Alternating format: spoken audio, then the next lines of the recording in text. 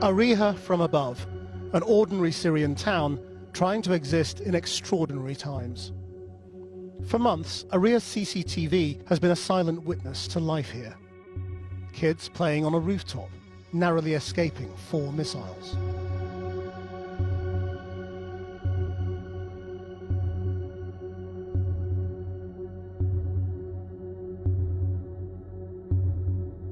A motorcyclist's commute during the same attack. Yet another example of civilians being targeted by Syrian and Russian airstrikes, which Channel 4 News has been investigating for the past year. 8 miles from Idlib city, the provincial capital, Ariha is one of a handful of towns standing between Syria's President Assad and the opposition he wants to crush.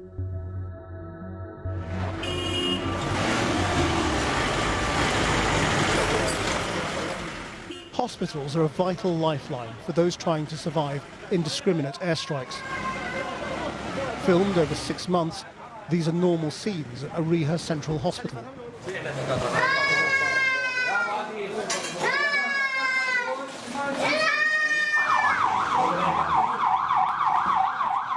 But another group of children hasn't been so lucky.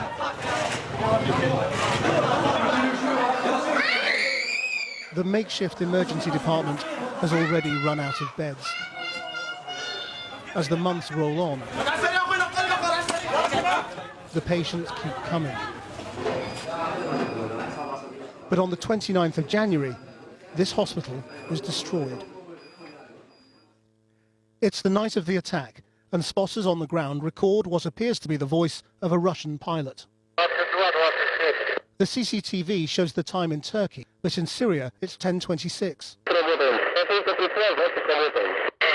Previous investigations have shown the term working is used by Russian pilots in Syria when they attack a target. The building next to the hospital is hit. Russia denies it was involved. هاي هون المشفى. هاي سيارة المشفى. يلا يلا. If this hospital was deliberately targeted, it's a war crime. 6 minutes later, another strike.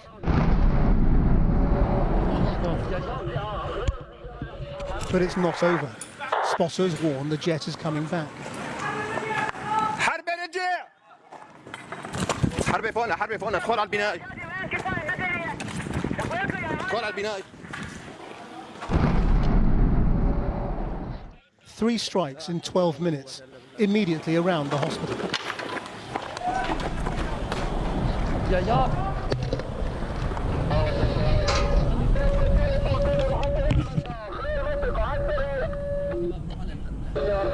The attack is over, but rescuers don't know that.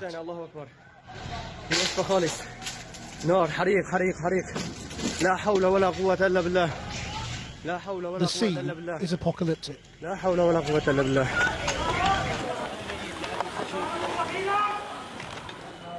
Earlier in the day, a drone was spotted above the hospital, so most of the patients have already been evacuated.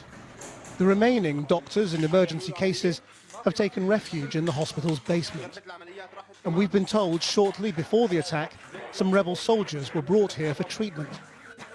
The strike has injured over 50 people and killed at least 10.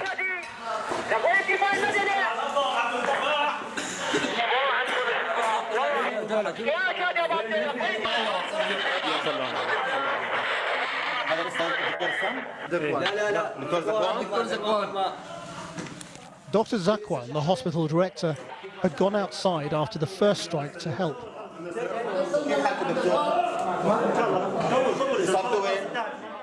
But during the second attack, falling rubble had hit him in the head. He dies the next day from his wounds.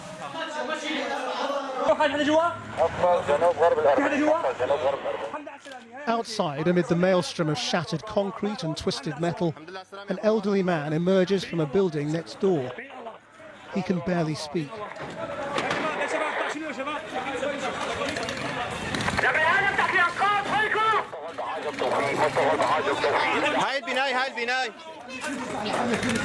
هاي البناية فيها علقانين من الطرف الثاني. As rescuers attempt to put out the fires, One notices the flicker of a cigarette lighter from deep under the rubble. اشكروا الله يا شباب، اشكروا الله مشان الله. ايه راح اسالك سؤال بس طولي بالك عليه شوي. من وين بدي ادخل عليك ايه؟ A young girl is trapped. بس شايف الضوء.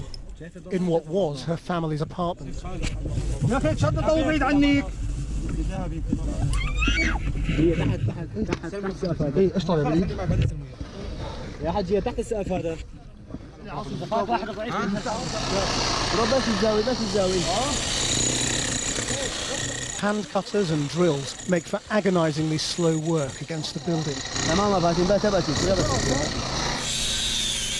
One small mistake could bring the whole ruin down.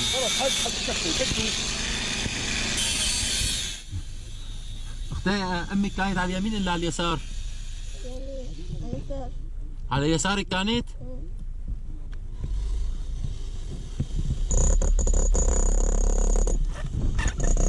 With rescuers working above them, this boy is the only one small enough to get close to comfort her.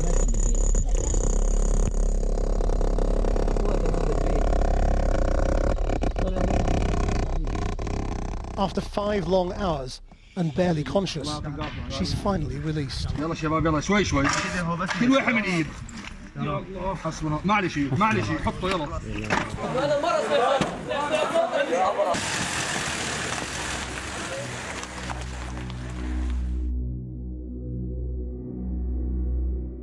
She survived, but it's hard to see how. Between the girl and her rescuers were 4 stories of this building. An apartment block, people's kitchens.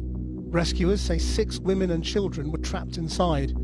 Only 2 came out alive. The girl's mother was among the 4 who died. 3 areas immediately around the hospital have been decimated.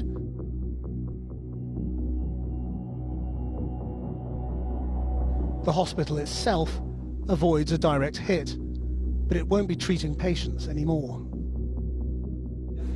نحن كنا ضمن قسم الاسعاف، كان موظف الاسعاف تم الاستهداف، قسم الاسعاف وعامل المستشفى والنشر حاليا خارج عن الخدمة. This is the room where the children we saw earlier were treated.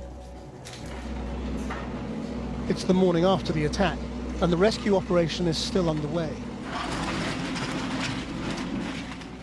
By now, only the dead are still to be recovered. Among them, this small child.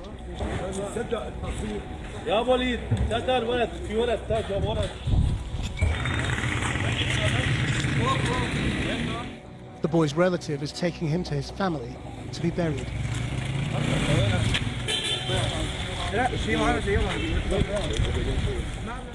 This is the human cost of this war. A Reha hospital, just one of over 500 medical facilities attacked by Syria and its allies. This case adds to the damning dossier of evidence investigated by this programme. Deliberately targeting hospitals is a war crime. Denying people access to essential healthcare is a violation of international humanitarian law. But with the world sitting on the sidelines, that's small comfort in Syria.